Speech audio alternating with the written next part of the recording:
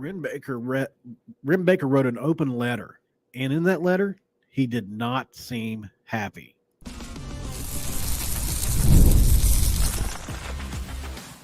You are Locked On West Virginia, your daily podcast on the West Virginia Mountaineers, part of the Locked On Podcast Network, your team every day.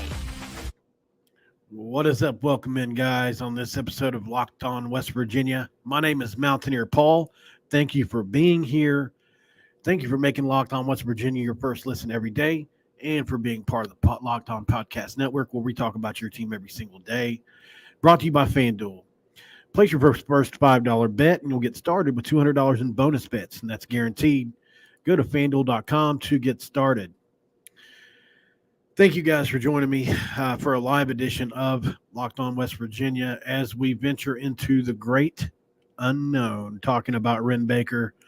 Man, what a letter. There's so much to decipher that I'm going to at least take two segments to do that. I think first and foremost, we have to address the football aspect of this.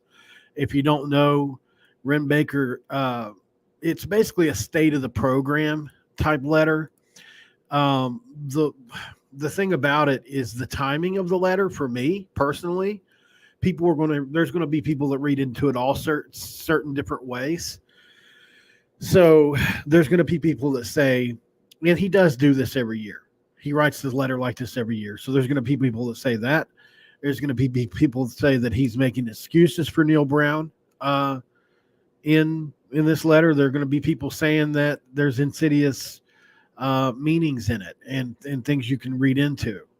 I'm going to read it, and honestly, I'm still trying to figure out a lot about it, but it's what he can't say, I think, that we need to be paying attention to, and what he didn't say, in my opinion. So that's what I'm going to focus on.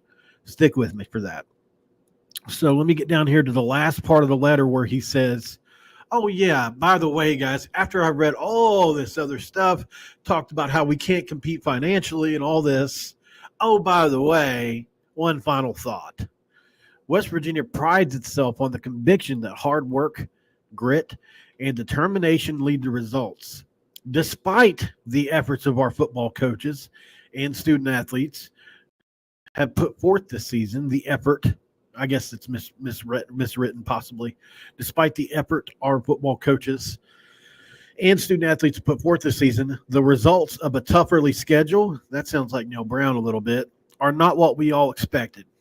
No one is more disappointed than our coaches and student athletes. I have full confidence they are doing everything possible to turn this around.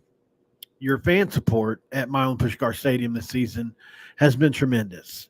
And with 5 games left, including 2 at home, I encourage you to continue to support our football team. Our student athletes need us.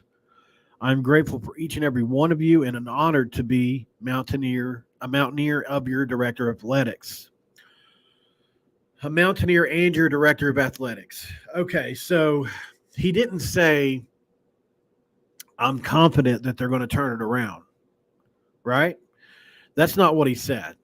And he didn't say that he was disappointed.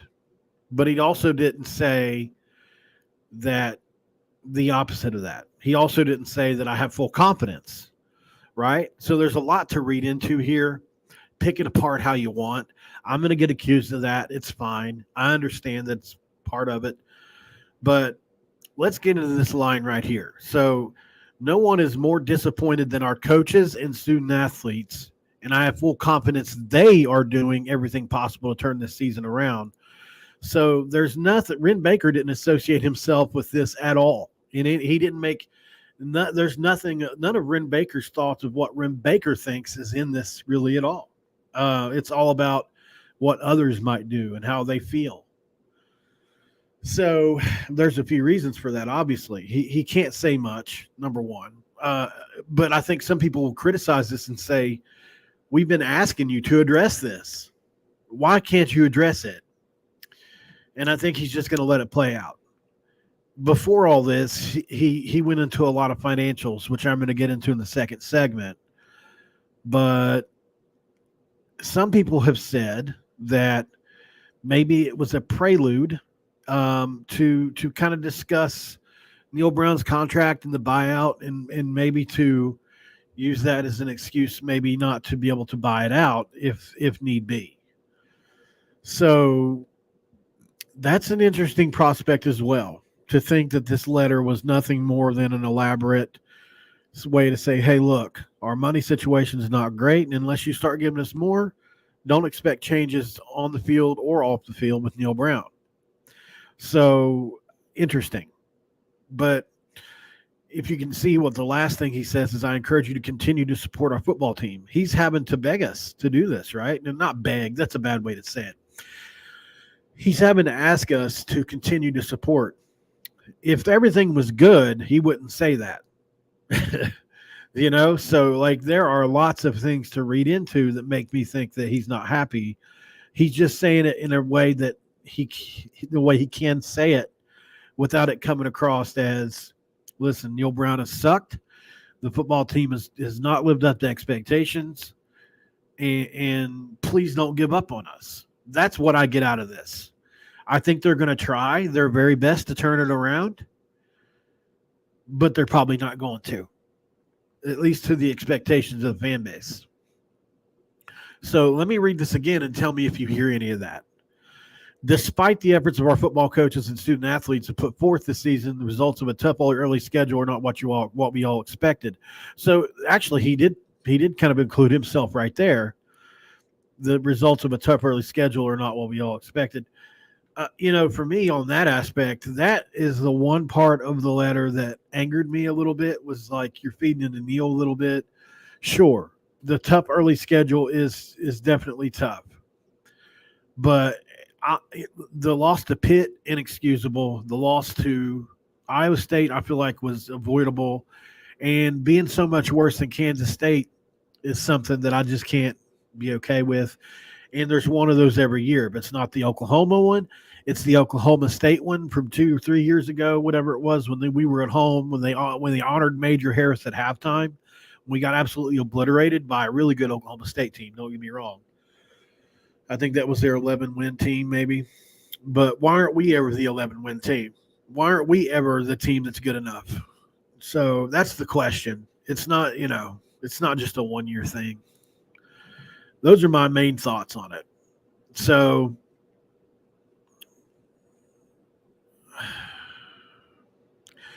I think, and I don't want it could be. I think it would have to go really south this weekend in Arizona for Neal to get fired. I'm talking about like a Kansas State type performance.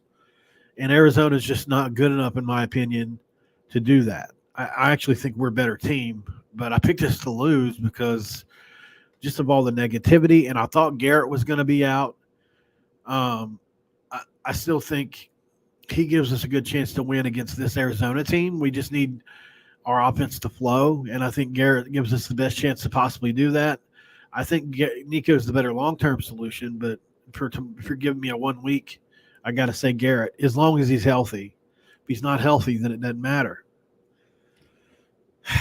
There's a lot to really decipher, guys. I don't know what to say other than that. I don't think that Wren is happy. I can't prove it, really. The letter, to me, screams, I think it screams that he doesn't have confidence in the team. He kind of, addressed the expectations that we all had and said that they'd fallen short, but then cited a tough schedule, which is true. I don't want that to get lost. Like, okay, fine. They haven't been as good as we thought they were going to be. None of us expected them to win 11 games this year, I don't think. I didn't. I thought they would be in that same ballpark of 9 to 10. I didn't, we expected them to lose 2-3 games. But it's the ones you've lost and the way you've lost now at this point. Even if they won out, it's just frustrating, man, overall. So some people are saying something about, and for those of you listening on podcasts, every now and again I glance at the comments and get cues as to where to go next. But people were mentioning Nick Saban. He did come to West Virginia, but it was to support something else totally. He did meet with Wren Baker. I did a video on that if you want to check it out. But it was basically like, look, if Nick Saban's in town, Wren Baker had to ask the question, right? At least ask. You had to at least ask Nick Saban. So up next on Locked On West Virginia, I think it's important to mention, even if Neal fails, can we afford to fire him? The letter says maybe not.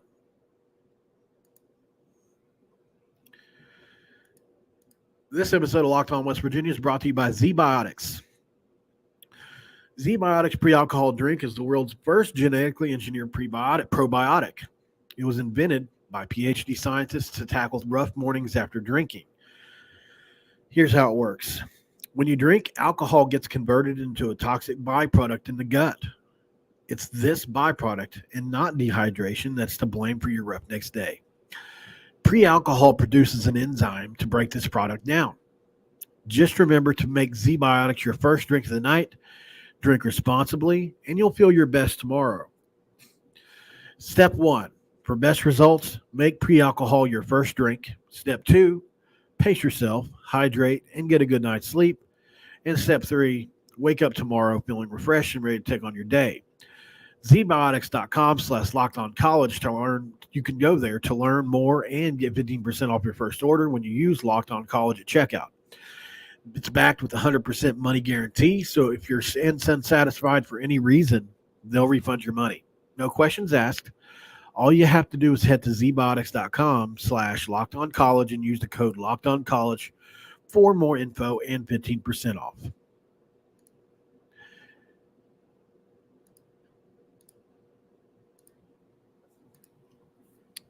This episode of Locked On West Virginia is also brought to you by Prize Picks. Prize Picks is the best place to get real money sports action. 10 million members and billions of dollars in awarded winnings, Prize Picks has made daily fantasy sports accessible to everyone. Just pick more or less on at least 2 players for a shot to win up to 100 times your cash. Run your game all season long on Prize Picks. You can now win up to 100 times your money on Prize Picks with as little as 4 correct picks. Sign up today and get $50 instantly when you pay $5. You don't even need to win to receive the $50 bonus. It's guaranteed. Prize Picks is the best way to win real money this football season. Which players are going off, which aren't? Well, make your picks in 60 seconds and turn your sports opinion into real money all season long. Download the app today and use code LockedOnCollege for $50 instantly when you play your first $5 lineup. Don't forget, guys, that's Locked On College, and you get $50 instantly on Prize Picks. So, Wren Baker wrote a letter. We just talked about that. But there was more in it. And a lot of this is money related. A lot of it's the other sports. But I think I want to get into the part that I thought was the most, it was scary for me a little bit when you start to think about how this could position us and everything. Let me get a drink really quick. 2-second pause. So I'm going to read this in Wren Baker's letter. By the way, this is from SI.com. Thank you, Skylar Howard, for this. But this is Wren Baker saying, many of you are already aware of the House versus NCAA lawsuit, which the proposed settlement allowing for upwards of $22 million in revenue sharing to be provided to student athletes. Finding and adding $22 million to our annual budget is not an easy exercise. My senior leadership team and I have spent months scenario planning for what we need to do, what we can do, and focusing on what we can control. Make no mistake, I support sharing revenue with our student athletes, but we must do it in a fiscally responsible manner that lessens any impact on what we offer all of our student athletes. Among other aspects of the House versus NCAA proposed settlement are back damage payments to former student athletes and caps on roster sizes of teams with unlimited scholarships up to that number. We are deep into our planning with the goal of maintaining our current 18 varsity sports, which is a big revelation, by the way, guys. What we have not yet finalized is the ongoing level of support we will be able to offer each program. I know that the Mountaineers mean too much to the state of West Virginia, the university, the region, and local community for us not to be highly competitive and nationally relevant. We have work to do. Our current budget is among the bottom third of all Power 4 institutions and near the bottom of the Big 12. Collectively, we must find a way to do more in order to maintain competitive and compete for championships. We are incredibly grateful for the financial support our fans provide us through the Mountaineer Athletic Club, Country Roads Trust, and purchasing season tickets, and our wonderful corporate partners. We value your generosity, and we will continue to be good stewards of your investments in WVU athletics. And that's what he said just literally right before the one final thought where he went into the football stuff. So personally, guys, I wanted to bring that up because do you think he brought that up not only because it's true, but also to say, hey, look, we may not be able to afford to fire this guy. We can't even come up with the $22 million we're going to need to be competitive, much less another $9 million, and then that's not counting the other staff members. It's a good question and a scary one. We're a poor state, and we've always been able to compete in sports because money wasn't the number one factor. It was the draw of being a West Virginia Mountaineer. It was the coaches that we've had in the past. It was the belief system of our fans and the university. And all that is secondary to the dollar now. So we've never won because we were richer than everybody else. That was SMU. That's Texas A&M. That's Texas. That's Michigan, Ohio State. $20 million roster in the NIL era. I think we had to really talk about this and think, let's say we put enough public pressure on him to fire Neal Brown. Do you think we can get better than what we already have? Look, there are coaches out there that are better than what we have. I'm not saying we don't have it or they're not out there. I'm saying, can we afford it? Can we afford to bring in somebody that's better than Neal,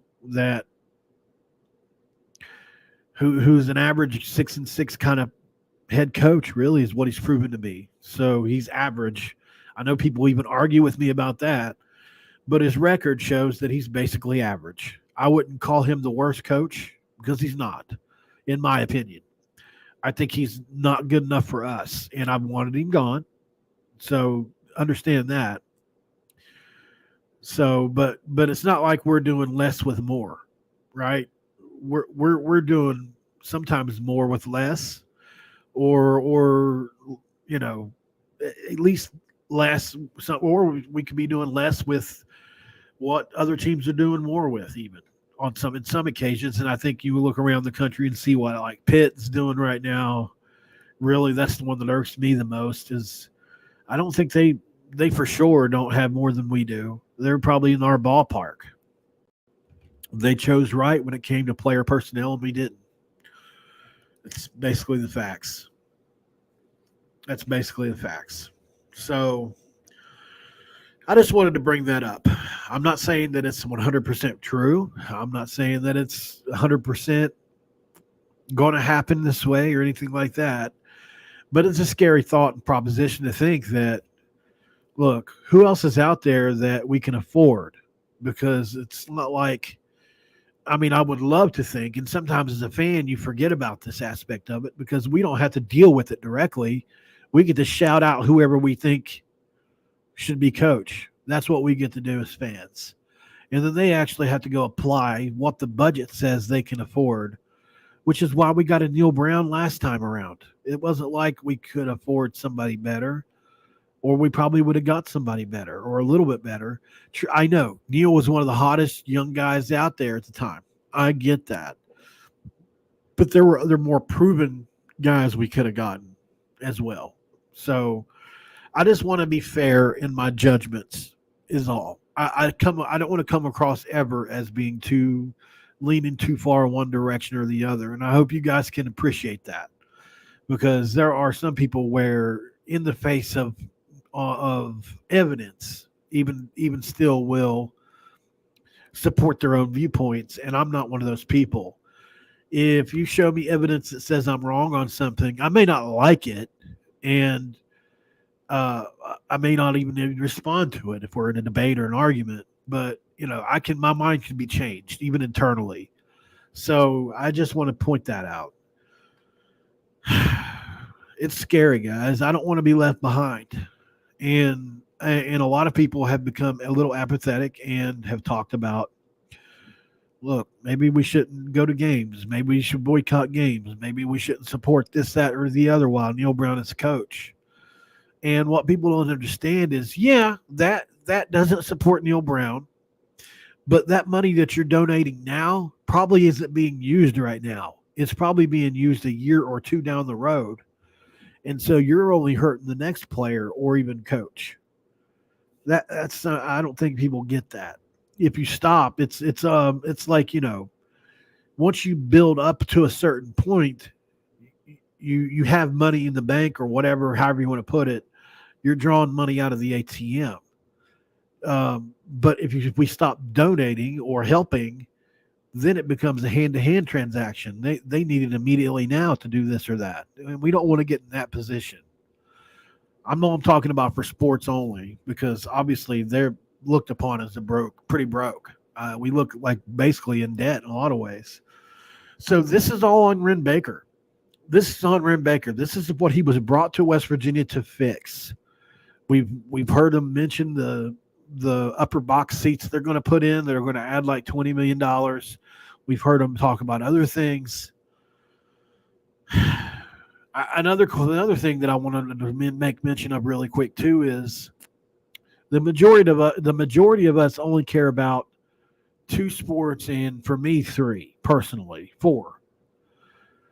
And I could probably start to count more if I really thought about it. But I think, you have to have men and women's basketball, you have to have football, and you got to have baseball. Once you get beyond that, then you got, some people will say, what about rifle? Some people will say, what about wrestling and others? But at what point does the ones that most people care about the most need to matter a little more? There's not a podcast on West Virginia wrestling. There's not a podcast on West Virginia baseball. There's a YouTube /podcast on. There's a dozen on West Virginia football and basketball, and so you can try to include everybody else, but it's going to be at the expense of what everybody cares about. I just want to point that out. I know it's probably not a very popular take because everybody deserves the chance to play, but I don't know. 18. I don't see how you can really say 18 is the number.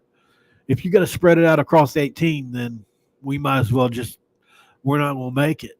We're not going to. I'd love to be proven wrong, and I'll read all comments that say otherwise. But to me, it seems like it's going to be really hard for us to support 18, much less the 2 to 3 majors, right? So I don't know, guys. I don't know. I got final thoughts on this, guys. Stick around. This is Locked on West Virginia.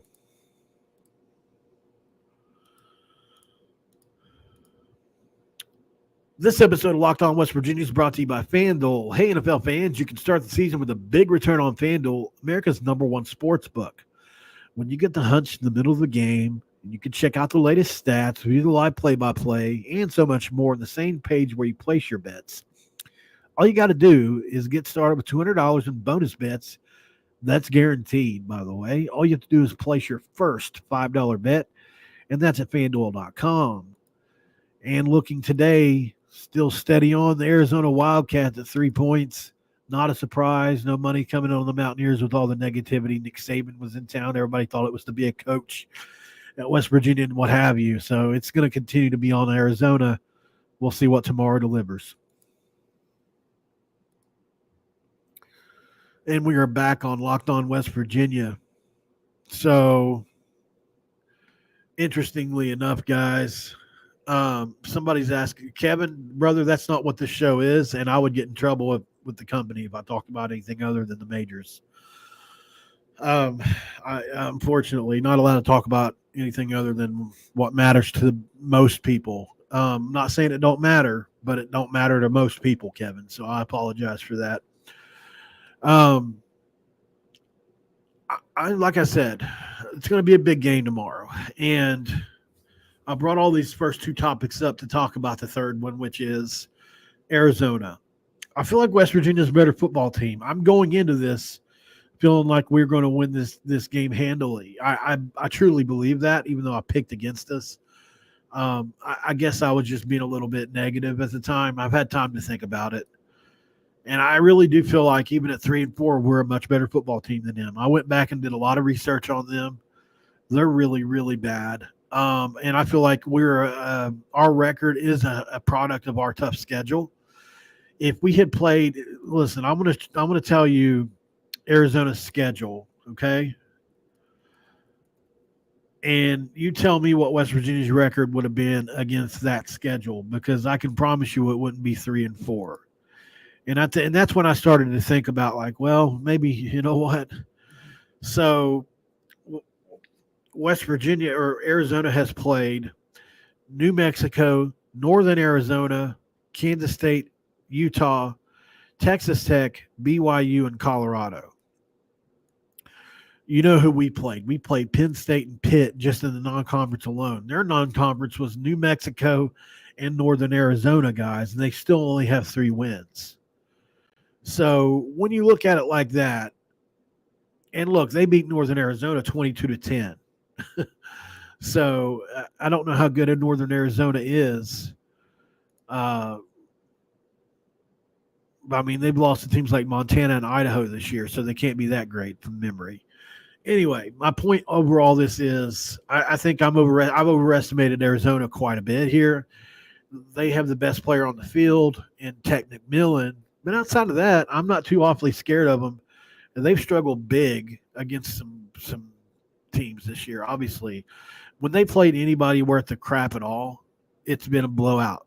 Colorado 34-7, BYU 41-19, Kansas State 31-7, Texas Tech is 28-22, and Utah was 23-10 their way. But their 3 wins are New Mexico and Northern Arizona and Utah. So if we lose this game, I'm going to tell you, I'm going to come on here tomorrow, and every show I do is going to be about firing Neal Brown for a week, because I'll be mad. There's no way you should lose this game. And I'm not rooting for it to happen, and I never will. And those of us, I know there are those of you out there that are rooting for West Virginia to lose. It's like I was told in recovery, and I know I use my little analogies, but sometimes you might be sitting in a spot where it's raining or where the sun is. How does it go? Sorry. Sometimes you may be sitting in a spot wishing for rain because you're really hot, and Farmer Dan's crops down the road may not need that, right? Maybe you overwater the crops and his crop dies as a result of you wishing for the rain. Similarly with this, we can wish for this team to lose so that Neal Brown gets kicked out or is fired or whatever. But how many other people does that punish that have done a great job? And maybe it doesn't matter to some people. How many other players does it punish that have worked their tails off? There's a lot more to it than just wanting the team to lose, and just forget about it, at least for me. I can't get over, I would just hate to see. I wish we could have both. I wish this team could win out, and I wish we could just admit that it's not working and change coaches at the end of the year. I wish we could do both, but we can't, unfortunately, because I think he would stay if we won out. We could win 9 games if we won out. I know that sounds incredibly crazy, but that's how my fan brain works, and I still hope for that. I would still love to tell everybody, hey, look, we weren't as bad as you all thought we were. Even we still won 9 games 2 years in a row. I can't help but be that way. I know not everybody agrees with me, and that's okay. But I want it for these players so bad. I want it for Garrett Green, who's about killed himself. I want it for Nico Marchiol, who has earned. He's waited all these years to be the starting quarterback next year, and he may not even get that because of this situation.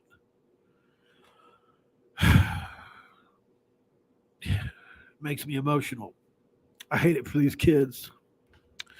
All right, guys, I'm going to get off here and love the Mountaineers. Can't deny that.